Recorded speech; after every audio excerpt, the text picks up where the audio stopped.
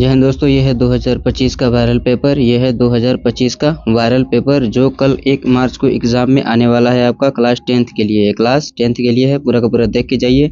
और एक बात ध्यान में रखिएगा, एक बात आपको बहुत ध्यान में रखना है कि जो आपको लात मार के गया है कल वो अखबार में देखे और ये अफसोस करे कि अगर मुझसे ना होता पाप तो यही होते तुम्हारे बाप। ठीक है, अपने बच्चों को ये बात कहे, इसलिए मेहनत करते रहिए। मेहनत ही सब कुछ है। आप 70 में 70 लाइए और अच्छा खासा नंबर ले आइए और अपने माँ बाप का नाम भी रोशन करिए। ठीक है, हम लोग इस इंस्ट्रक्शन आप लोग ये सब जानते होंगे, तो इसमें हम लोग समय बर्बाद नहीं करते हैं। हम लोग फटाफट क्वेश्चन को लगाते हैं और इसका आंसर भी जानते हैं। ठीक है, जैसे पहला क्वेश्चन देखिए क्या कह रहा है हमारे पास कि किसी वृत्त पर एक बाह्य बिंदु से खींची जाने वाली रेखाओं की अधिकतम संख्या कितनी होगी। अब देखिए कोई वृत्त है, इस पे से मान लीजिए केंद्र O है और यहाँ पे कोई पॉइंट P है, तो इस पे से कितनी स्पर्श रेखाएं खींची जा सकती हैं? सिर्फ और सिर्फ 2। कितनी? सिर्फ और सिर्फ 2। इसका कौन सा ऑप्शन हमारा करेक्ट हो जाएगा? बी वाला ऑप्शन क्या है? बिल्कुल करेक्ट है। देखिए दोनों लैंग्वेजेस में, ये हिंदी में भी है और इंग्लिश में भी है। ठीक है, तो जो आपको समझ में आप वो भी देख सकते हैं। ठीक है, एग्जाम में आपके दोनों लैंग्वेज आएगा, हिंदी और इंग्लिश, बाइलिंगुअल है ये पेपर। ठीक है ना। अब यहाँ पे क्वेश्चन समझिए, ये हर बार आता है इस तरह का क्वेश्चन। कह रहा है कि बिंदु 7 और 3 वाई अक्ष से दूरी, किससे दूरी पूछ रही है? ये वाई अक्ष से दूरी, वाई अक्ष से दूरी। एक बात ध्यान में रखिएगा, ये क्वेश्चन कुछ में दम नहीं है, बस इसको समझना है। वाई अगर बोल रहा है, वाई अक्ष बोल रहा है, तो एक्स अक्ष पे देख लीजिए। एक्स अक्ष ये वाला होता है एक्स अक्ष और ये वाला होता है वाई अक्ष। ठीक है, तो एक्स अक्ष पे देख लीजिए कितना लिखा है? 7। कितना लिखा है? 7। तो इसका करेक्ट आंसर क्या हो गया? 7 हो गया। ठीक है ना। अब मान लीजिए कि क्वेश्चन में यहाँ पे एक्स अक्ष न लिख के वाई अक्ष न लिख के एक्स अक्ष अगर लिखा होता तो आप क्या करते हैं? तो अगर एक्स अक्ष बोल रहा है, क्या बोल रहा है? एक्स अक्ष, तो यहाँ पे वाई अक्ष वाला देख लीजिए, वाई अक्ष का कितना लिखा है? 3। तो इसका आंसर कितना हो जाता है? 3। ठीक है, तो ये बहुत ज़्यादा हार्ड क्वेश्चन नहीं था, बहुत आसानी से इसको सॉल्व कर सकते हैं। अगला क्वेश्चन देखिए क्या कह रहा है हमारे यहाँ पे, इसको नीचे भेज दीजिए, इसको यहाँ पे भेज दीजिए। ठीक है, तो ये क्या हो जाएगा? P/Q हो गया और यहाँ पे क्या लिखा है? cos थीटा और नीचे क्या लिख देंगे हम लोग? Sine theta. ठीक है, इसको इधर भेज दिया, इसको इधर भेज दिया। अब यहाँ पे देखिए क्या हो जाएगा? P/Q क्या हो जाएगा यहाँ पे? P/Q cos theta by sine theta. ये क्या होता है? cot थीटा होता है। क्या होता है? cot theta. अब एक बात ध्यान से समझिए, यहाँ पे तो cot थीटा है नहीं, किसके लिए पूछा है? ये कोसेक थीटा के लिए पूछा है। किसके लिए पूछा है?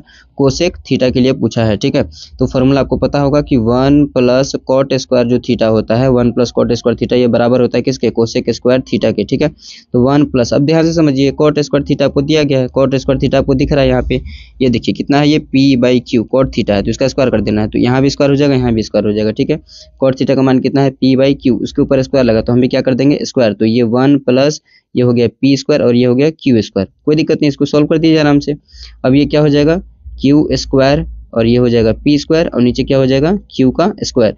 अब यहाँ देखिए कोसेक किसका पूछा है? कोसेक का पूछा और यहाँ पे किसका है? कोसेक स्क्वायर का। तो स्क्वायर अगर इधर आएगा तो क्या बन जाएगा? Under root. ठीक है, अगर अंडर रूट लग गया तो क्या बनेगा? अब ये देखिए ध्यान से समझिए इस बात को, ये बहुत ही आसान है, इसमें आपको समय बर्बाद नहीं करना, फटाफट क्वेश्चन को आगे सॉल्व करते जाना। ठीक है, अब ये क्या हो जाएगा? अंदर में Q स्क्वायर, क्या होगा? ये Q स्क्वायर। ठीक है, Q स्क्वायर और ये क्या है? P square. ठीक है, ये अंडर रूट में ही रहेगा और यहाँ पे Q स्क्वायर है, ये अंडर रूट कट जाएगा, क्या बचेगा? Q हो, क्या बचेगा? Q। तो Q स्क्वायर P स्क्वायर और नीचे पे क्या बचेगा? Q। ठीक है, तो कोई ऑप्शन दिख रहा है हमारा यहाँ पे?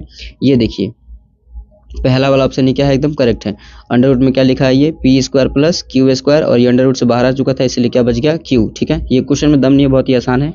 आई होप आपको समझ में आ गया होगा। अब ये देखिए ये क्वेश्चन क्या है कि tan 1 है, tan 2 है और tan 3 है और यहाँ पे देखिए इस तरह का क्वेश्चन दिया गया है। ये बहुत ही आसान है, इसको भी आप बहुत इजी तरीके से कर सकते हैं। tan 1 डिग्री, tan 2 डिग्री और यहाँ पे क्या लिखा है? tan 3 degree, dash dash dash dash. ठीक है, अब यहाँ पे देखिए इसके पहले क्या आता होगा? tan 87 आएगा, इसके बाद क्या आएगा? tan 88 आएगा और उसके बाद क्या लिखा है यहाँ पे? tan 89 लिखा है। ठीक है ना, यहाँ तक आपको समझ में आ गया होगा। अब ये जैसे है वैसे लिख देते हैं, tan 1 और ये tan 2 और यहाँ पे लिख देते हैं tan हम लोग 3 डैश डैश डैश। इसको क्या लिख सकते हैं? इसको क्या लिख सकते हैं हम लोग? बताइए फटाफट। इसको लिख सकते हैं हम लोग tan 90 - 3 लिख सकते हैं कि नहीं लिख सकते हैं? इसी तरीके से इसको भी लिख देंगे tan 90 - 2। ठीक है, उसी तरीके से इसको भी क्या लिख देंगे? tan 90 - 3। ओके, अब जैसे है ये वैसे ही इसको ऐसे ही लिखते जाइए। ठीक है, tan 1 हो गया, tan 2 हो गया और ये tan 3 हो गया। ठीक है, डैश डैश डैश। अब इसको देखिए यहाँ ध्यान समझिए, ये हो गया cot 3 डिग्री। क्या हो गया? cot 3। tan 90 - थीटा क्या होता है? cot theta. तो cot 3 इंटू cot 2 इंटू और ये cot 1। ठीक है, तो ये देखिए tan 1 और ये cot 1 क्या हो जाएगा? कट जाएगा। tan 2 और ये cot 2 क्या हुआ? कट जाएगा और tan 3 और cot 3 कट जाएगा। सारी वैल्यू क्या होंगी? कट जाएंगी और लास्ट में क्या बचेगा? सिर्फ और सिर्फ 1 बचेगा। क्या बचेगा? 1। तो इसमें देखिए कहीं 1 दिख रहा है आपको? ये दिख रहा है आपको। ठीक है, ये आपको समझ में आ गया होगा। इसका आंसर कितना है 1 है। इसमें बस एक बात ध्यान में रखना है कि यहाँ पर कौन सा फॉर्मूला लगेगा, tan 90 माइनस थीटा का, किसका, tan 90 माइनस थीटा, और ये होता है cot थीटा, ठीक है।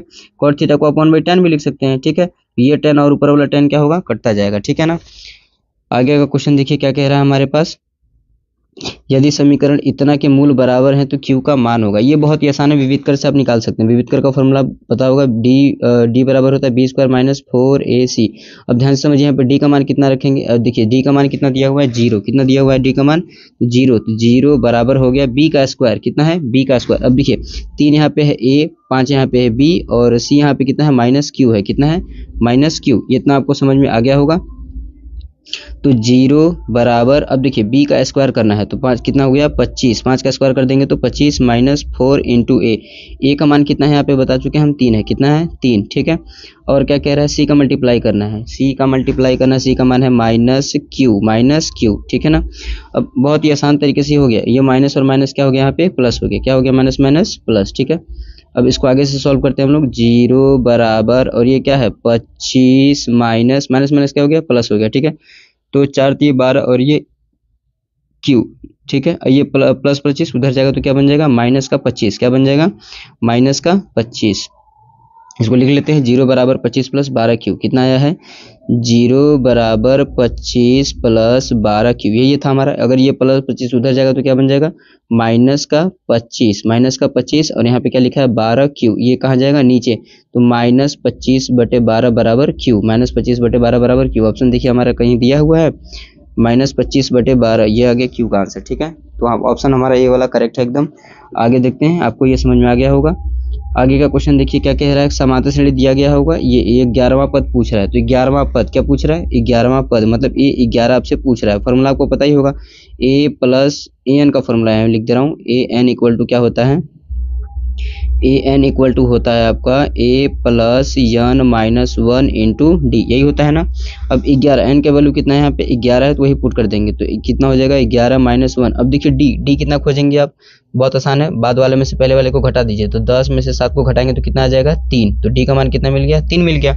अब ये आसान हो गया, a का मान दिख रहा है आपको कितना है, ये माइनस 62 माइनस 62 मिल गया, प्लस, और ये कितना, 11 में से गया 10, 10 दिया 30, ठीक है। तो अगर इसमें से इसको घटा देंगे तो कितना बचेगा आपका, माइनस का 32, कितना आएगा, माइनस का 32। ऑप्शन में देख लेते हैं हमारा करेक्ट है कि नहीं, ये मिल गया आपको, माइनस का 32 आंसर हो गया, ठीक है। आगे का क्वेश्चन देखते हैं हम लोग। अब ये देखिए, ये वाला क्वेश्चन क्या कह रहा है कि प्रोबेबिलिटी ऑफ ई दिया गया है और प्रोबेबिलिटी ऑफ ई डैश पूछ रहा है। ये बहुत आसान है, इसमें से क्या करिए आप, बस कुछ नहीं, बस एक को घटा दीजिए, और 5 पैसा में से 1 रुपया घटाएंगे तो कितना बचेगा, 95 पैसा, कितना बचेगा, 95 पैसा। और यही निकलता है प्रोबेबिलिटी ऑफ ई डैश, क्या निकलता है, probability of E dash. I hope आपको ये समझ में आ गया होगा। कभी भी इस तरह का क्वेश्चन आएगा तो कुछ नहीं करना, आपको 1 में से घटा देना है, ठीक है। तो 0.95 इसका आंसर आ गया। ये देखिए, ये वाला करेक्ट ऑप्शन है, डी वाला हमारा, ठीक है। आगे का क्वेश्चन देख लेते हैं हम लोग फटाफट। अब यहाँ पे क्या कह रहा है, एक थैले में, कोई एक थैला हमारे पास जिसमें 3 लाल गेंदे हैं, कितने गेंदे हैं, 3 लाल गेंदे हैं और 5 काली गेंदे हैं, यानी कि 5 काली गेंद है, ठीक है। 3 रेड बॉल हो गया और 5 ब्लैक बॉल हो गया। इस थैले में एक गेंद यादृच्छिक निकाली जाती है, गेंद के लाल होने की प्रायिकता कितनी है, लाल होने की प्रायिकता कितनी है, तो ऊपर कितना लिखा है, 3। अनुकूल परिणाम, कुल संभव परिणाम, 5 और 3 कितना हो गया, 8। तो इसका आंसर कितना हो गया, 3/8। ये वाला ऑप्शन हमारा बिल्कुल करेक्ट है, ठीक है, पहला वाला।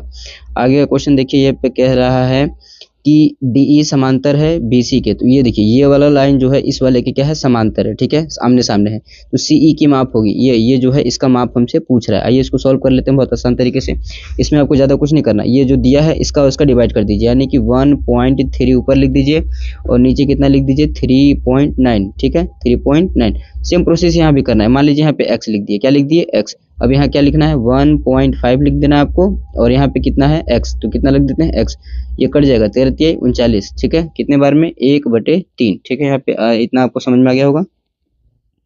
अब इसको सॉल्व करते हैं, कितना आ गया, ये 1/3, और ये कितना है 1.5, और ये x, ठीक है, ये x बन जा x, और ये 15 कितना हो गया, 45। तो 4.5 x का मान आ गया है, ठीक है। अब देख लेते हैं हम लोग कि 4.5 x का मान कहीं है भी या नहीं। ये देखिए, ये वाला करेक्ट ऑप्शन है हमारा, डी वाला, ठीक है। तो अगर कभी भी इस तरह का क्वेश्चन आता है तो इसका डिवाइड कर देना, इसका और इसका क्या कर देना, सिंपल डिवाइड कर देना, ठीक है। तो आपका जो आंसर है वो निकल जाएगा। आगे का क्वेश्चन देख लेते हैं फटाफट हम लोग। क्या कह रहा है हमसे कि MNLPQR, और ये देखिए M और Q 70 है, एम और क्यू, यहाँ जो एम है और यहाँ पे जो क्यू है कितना मान है इसका 70 डिग्री मान है। एम एन का मान 3 है, एम एन का मान कितना यहाँ पे 3 है, ये एम एन का मान कितना यहाँ पे 3 है, एम एल का मान कितना दिया हुआ है 4.5, एम एल का मान दिया हुआ है, पी क्यू का मान है 2, ये पी क्यू का मान दिया गया है 2, क्यू आर का मान है 3। ठीक है, यहाँ से नीचे से क्यू आर का मान कितना है 3, तो निम्नलिखित में से सही होगा। अब देखिए इसमें से कौन सा करेक्ट ऑप्शन है, ये मैं आपको बहुत ही आसानी से और एक ट्रिक के साथ बता देता हूँ, इस ट्रिक को याद रखिएगा। ठीक है ना, अब ध्यान से समझिए, यहाँ पे देखिए क्या दिख रहा है आपको, एम दिख रहा है ना, एम कितना है 70, एम यहाँ भी है और क्यू यहाँ भी 70 है। ठीक है, तो एम और क्यू आमने सामने होने चाहिए, मतलब एम का मान है 70 तो ये भी कितना होना चाहिए 70 क्यू। तो एम और क्यू देखिए, यहाँ पे एम के सामने बीच में एम, तो एम बीच में क्या है पी है, तो यह ऑप्शन गलत हो गया। यहाँ पे एम है, यहाँ पे आर है, तो ये भी ऑप्शन गलत हो गया। यहाँ देखिए एम और ये क्यू दिख गया आपको, ये मतलब करेक्ट आंसर मिल गया। बस एक खोज लीजिए, तो वो एक उसका पेयर खोज लीजिए तो आपका आंसर क्या हो जाएगा, करेक्ट हो जाएगा। ठीक है, इसमें ज़्यादा दिमाग लगाने की जरूरत नहीं है आपको। आगे का क्वेश्चन देखिए क्या कह रहा है कि एक 2 सेंटीमीटर व्यास के गोले का पृष्ठ होगा। ठीक है, अब गोले का पृष्ठ क्या होता है, गोले का पृष्ठ का फॉर्मूला क्या होता है आपको याद होगा, 4 पाई आर का स्क्वायर, यही होता है ना हमारे पास। तो कितना है 4 है तो 4, पाई है तो पाई। अब आर की जगह पे क्या लिखेंगे, अब यहाँ तो व्यास दिया हुआ है, व्यास व्यास मतलब कि क्या है डी, डी इक्वल टू कितना है 1/2। तो आर का फॉर्मूला आपको पता होगा, आर इक्वल टू क्या होता है d/2, यही होता है ना। तो यहाँ से डी का मान रखेंगे 1/2, ये कितना हो जाएगा 1/4 हो जाएगा, कितना हो जाएगा 1/4, तो 1/4 का हम लोग करेंगे स्क्वायर, क्या कर देंगे स्क्वायर कर देंगे। ठीक है, 4 पाई है तो 4 पाई और ये 1 एकम 1 और इसका चर्चा कितना हो जाएगा 16, इसको काट सकते हैं हम लोग कितने बार में 4 बार में, तो π/4 आंसर आएगा, कितना आएगा π/4। इसको देख लेते हैं फटाफट, π/4 ये ऑप्शन हमारा क्या है बिल्कुल करेक्ट है, बी वाला। ठीक है, कभी भी अगर पूछेगा गोले का पृष्ठ, तो गोले का पृष्ठ का फॉर्मूला क्या याद रखिएगा 4πr², क्या याद रखिएगा 4πr², इसको याद रखिएगा तो आपका काम बन जाएगा। और इसमें एक और बात ध्यान में रखिएगा कि व्यास जो होता है, व्यास बराबर होता है, ये क्या होता है कि त्रिज्या का आधा, क्या हो जाएगा त्रिज्या का आधा करेंगे तो व्यास मिल जाएगा। ठीक है ना,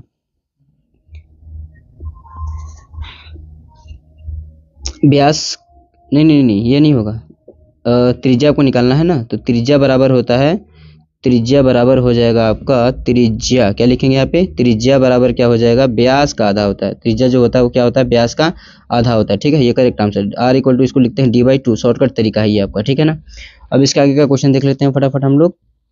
अब देखिए क्वेश्चन नंबर 12, 6 सेंटीमीटर त्रिज्या, त्रिज्या कितना मिल गया 6 सेंटीमीटर, तो यहाँ पे लिख देते हैं 6 सेंटीमीटर।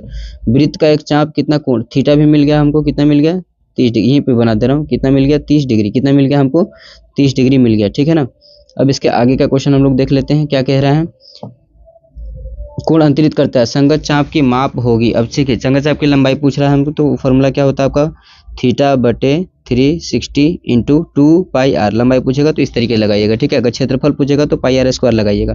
तो थीटा का मान दिख गया होगा आपको, थीटा का मान मैंने पहले ही लिख दिया है यहाँ पे, कितना है हमारा थीटा 30 डिग्री है, कितना है तो 30/360 गुणे 2 है तो 2, पाई का मान है तो पाई, और आर का जब तक पाई बोला नहीं जाएगा तब तक आप रखिएगा नहीं मत। ठीक है ना, वहाँ बोल देगा पाई का मान कितना रखना है आपको 22/7 रखना है, 3.1, जो बोलेगा वही रखिएगा, नहीं बोलेगा मत रखिएगा। ठीक है, आर का मान कितना दिया हुआ था यहाँ पे 6 सेंटीमीटर, कितना दिया हुआ था 6 सेंटीमीटर, ये कट जाएगा 0 से 0 काट दीजिए और ये कटेगा 12×3 = 36, 6 दूनी के 12। ठीक है, क्या बचा सिर्फ और सिर्फ हमारे पास पाई बच गया, कितना बचा सिर्फ और सिर्फ पाई। ठीक है, तो इसका आंसर जो करेक्ट आंसर होगा वो क्या होगा पाई।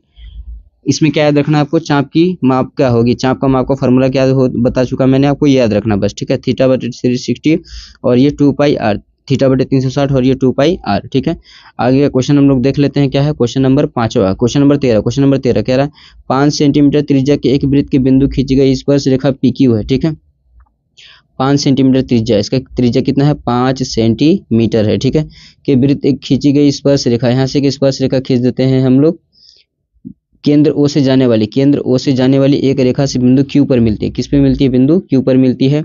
OQ बराबर दिया गया है 12 सेंटीमीटर, OQ बराबर कितना है 12 सेंटीमीटर। ठीक है ना,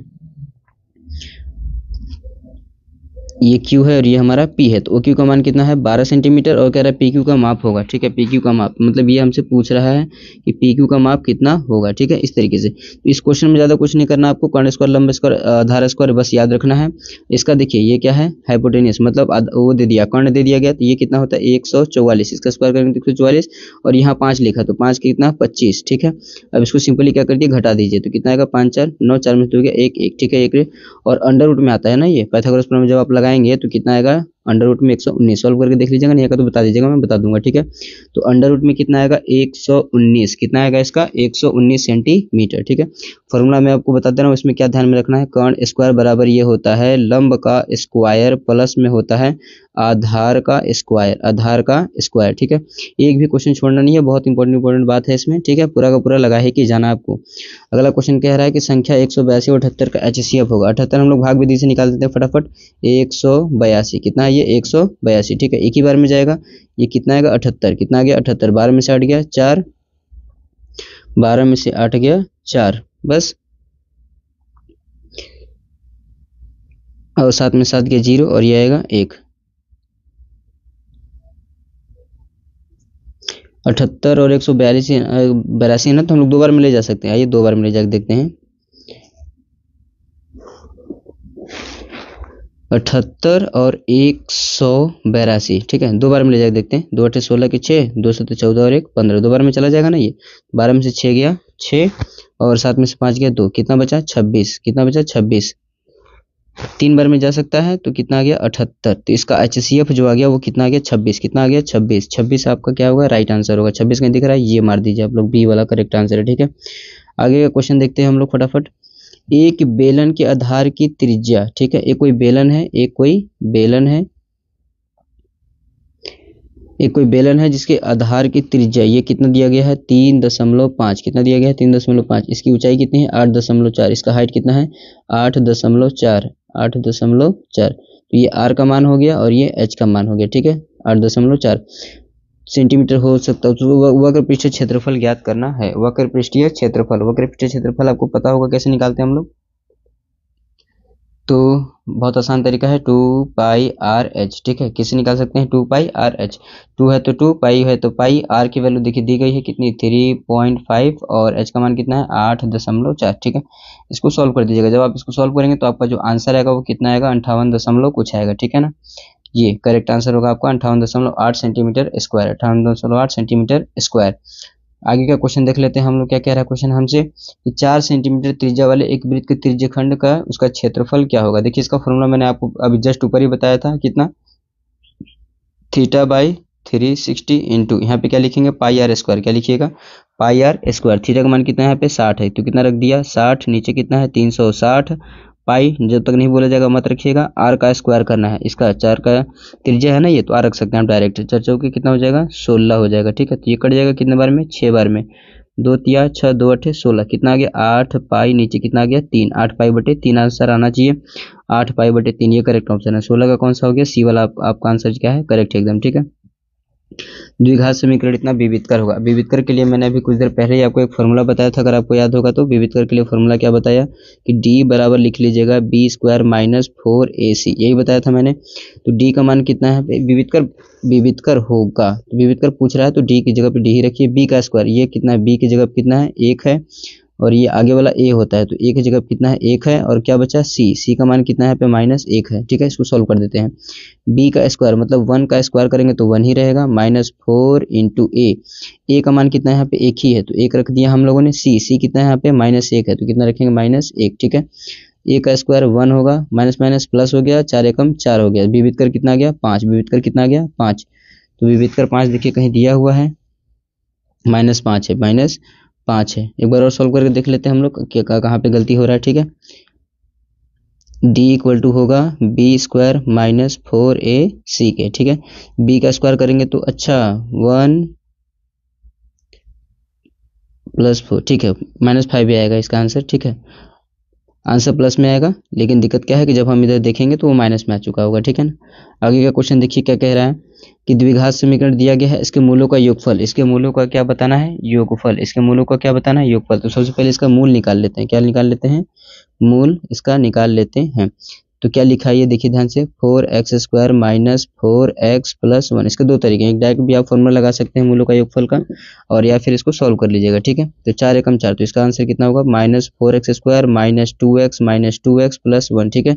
2 दूनी के 4, तो +4 आ जाएगा, -2 कितना -4 आ जाएगा। इन दोनों को एक साथ, इन दोनों को एक साथ, तो कितना आएगा यहाँ से बाहर 2x, अंदर क्या बचेगा 2x माइनस का 1 बचेगा, और यहाँ पे माइनस अगर बाहर लेते हैं तो अंदर बचेगा 2x - 1। मतलब क्या क्या क्या मिल गया हमको 2x-1 मिला है एक बिंदु, और दूसरा क्या ये भी वही है 2x-1, ठीक है ना, बराबर में 0 है। तो अब यहाँ से x की वैल्यू निकालेंगे तो आएगा 1/2 और इसका भी आएगा 1/2। अब इसका योगफल पूछा था, दोनों को जोड़ देंगे तो आंसर कितना आएगा 1 आएगा। कितना आएगा 1, ठीक है ना। अब इसको सॉल्व करके देख लेते हैं, ठीक है। इसका आंसर कितना आएगा 1 आएगा। अब इसके लिए मैंने आपको बताया था कि फार्मूला ये होता है, वो फार्मूला क्या होता है, जैसे इक्वेशन को पहले सीधा सीधा लिख दीजिए 4x+1, यही होता है ना फार्मूला। होता क्या है फार्मूला इसका, x स्क्वायर का गुणांक बटे में x का गुणांक बटे में x स्क्वायर का गुणांक, ठीक है ना। तो कैसे लिखेंगे, -b/a, क्या होता है -b/a, ठीक है। माइनस b का मान कितना है -4 और a का मान कितना है 4। फार्मूला क्या है -b/a, ठीक है। माइनस माइनस प्लस हो गया, 4 से 4 कट गया, कितना है सिर्फ और सिर्फ 1। अभी कुछ देर पहले ही हम लोगों ने निकाला तो जो आंसर कितना आया था 1 ही आया था, ठीक है। अब यहाँ पे देखिए माध्य पूछ रहा है, क्या पूछ रहा है, माध्य, क्या पूछ रहा है, माध्य। माध्य के लिए फार्मूला आपको पता होना चाहिए, क्या होता है समेशन fi(xi) बटे में क्या होता है समेशन fi, और ये किसके बराबर होता है x बार के बराबर होता है। माध्य बोले या समांतर माध्य बोले, माध्य बोल सकता है या फिर क्या बोल सकता है समांतर माध्य, समांतर माध्य, तो डरने की बात नहीं है, माध्य बोले या समांतर माध्य बोले, ठीक है। अब ये fi(xi) क्या है, ये fi(xi) आपको निकालना पड़ेगा। fi ये है, बारंबार तो सबको जोड़ दीजिएगा। fi का मान कितना आएगा मैं अभी आपको बता दे रहा हूँ, 7 और 4 11, 11 5 16, 16 और 8 कितना हो गया 24, 24 और 6 30। fi का मान कितना आ गया हमारे पास 3, 30। अब देखिए xi कैसे निकालेंगे आप, fi पहले xi की जरूरत पड़ेगी, ये है fi, अब यहाँ पे निकालेंगे हम लोग xi, ठीक है ना, xi, तब हमको x और fi मल्टीप्लाई करके निकालना पड़ेगा, ठीक है। तो कितना हो जाएगा, ये देखिए 10 है ना, तो 0 + 10 10 हो गया, कितना हो गया इसका था 5, और ये कितना हो जाएगा 20 10 30 और ये 15, मतलब सब में क्या 10 10 का गैपिंग है तो 10 10 जोड़ते जाइए 35, और ये कितना हो गया 45, ठीक है। अब इसका मल्टीप्लाई को जब आप कर देंगे तो ये निकल जाएगा fi और xi, ठीक है ना। जैसे ये देखिए 5 चौके 20, 15 सत्ते 105, 25 पंचे 125, इस तरीके से fi xi निकालिएगा। इसको जोड़ना है, ठीक है, इसको जोड़ना है और इसको fi को जोड़ना है जो कि 30 आया था, और इन दोनों को जोड़ के सिंपली क्या कर देना आपको डिवाइड कर देना, ठीक है। जब आप इसको सॉल्व करेंगे तो आपका आंसर आएगा 26.66, ठीक है। ये वाला ऑप्शन आपका क्या होगा करेक्ट होगा, ठीक है ना। आगे क्वेश्चन देख लीजिए, हम लोग देखते हैं माध्यक, क्या आ गया माध्यक। माध्यक के लिए फार्मूला, माध्यक बोले या माध्यिका बोलिए तो आपको डरने की जरूरत नहीं है, दोनों का फार्मूला एक ही है। तो l+n/2 माइनस में होता है CF/F, इंटू में क्या होता है H होता है, क्या होता है H, ठीक है, ये याद रखिएगा। L यहाँ पे क्या है निम्न पद है, L क्या है ना, मान लीजिए ये ले लिया हम लोगों ने, क्या कर लिया ये चुन लिया, तो यहाँ पे देखिए ये L जो है ना पहला अक्षर 20, तो ये हो गया L, क्या हो गया L हो गया हमारे पास। अब कह रहा है n/2, क्या कह रहा है n/2। अब इसमें जरूरत क्या होती है CF निकालने की, किसकी CF मतलब क्या है यहाँ पे संचयी बारंबारता, CF यहाँ पे क्या होता है संचयी बारंबारता, क्या होती है संचयी बारंबारता, कैसे निकालते हैं ये भी सिखाता हूँ। 8, अब देखिए 8 और 6 कितना हो गया 14 हो गया, 8 और 6 कितना हो गया 14, अब 14 11 कितना हो गया 25 हो गया, ठीक है। 25 और 18 कितना हो गया 43 हो गया, और 43 और 6 कितना हो गया 49 हो गया, कितना हो गया 49, तो n का मान कितना आ गया आपका 49, ठीक है ना। इस तरीके से आप निकाल सकते हैं। अब मान लीजिए आपने ये वाला चुना है इसने, तो l ये हो गया, इसके सामने वाला f हो जाता है, क्या हो जाता है f का मान कितना हो गया 6 हो गया, f का मान कितना हो गया 6, और इसके जस्ट आगे वाला CF का मान कितना हो गया 25, CF का मान कितना हो गया 25। हाइट कैसे निकालते हैं, h की वैल्यू कैसे निकालती है, देखिए कितने का अंतर है 10 का, तो h का मान कितना आ गया 10 आ गया, ठीक है। बाकी आपको कैलकुलेशन जब आप करेंगे उस पर फॉर्मूले पर रख करके तो कितना आएगा ये 20.30 आएगा, ठीक है ना। आगे क्वेश्चन देखते हैं। अभी देखिए खंड अ आपका पूरा खत्म हो गया, अगर कुछ ही बात समझ में नहीं आए तो बताइएगा, मैं आपको दोबारा बता सकता हूँ। खंड अ जो है वो पूरा खत्म हो गया। अब बारी है खंड ब की, इसमें कुछ क्वेश्चन आपको बता देता हूँ, फिर आगे हम लोग बढ़ते हैं, ठीक है। जैसे पहला क्वेश्चन देखिए क्या कह रहा है यहाँ पे, बिंदु इतना और इतना के बीच की दूरी 17 मात्रक है तो x का मान ज्ञात कीजिए। अब दूरी सूत्र यहाँ पे लगा दीजिए, क्या होता है x2 माइनस x1 का whole square plus y2 minus y1 का होल स्क्वायर, ठीक है, होल स्क्वायर बराबर p का मान 17 है, यहाँ पे कितना दिया हुआ है 17, और यहाँ x1 ये है, y1 ये है, x2 ये है और y2 ये है। कैलकुलेशन बस आपको कर देना है, ठीक है ना। आगे का क्वेश्चन देखिए क्या कह रहा है, यदि बिंदु इतना इतना इतना संरेख है, तो देखिए संरेख के लिए फॉर्मूला क्या होता है मैं भी आपको बता देता हूँ। यहाँ लिखिएगा त्रिभुज, मान लीजिए ए है, ये बी है और ये सी है, ठीक है। त्रिभुज ए बी सी का क्षेत्रफल, त्रिभुज ए बी सी का क्षेत्रफल, ठीक है, बराबर कितना 0।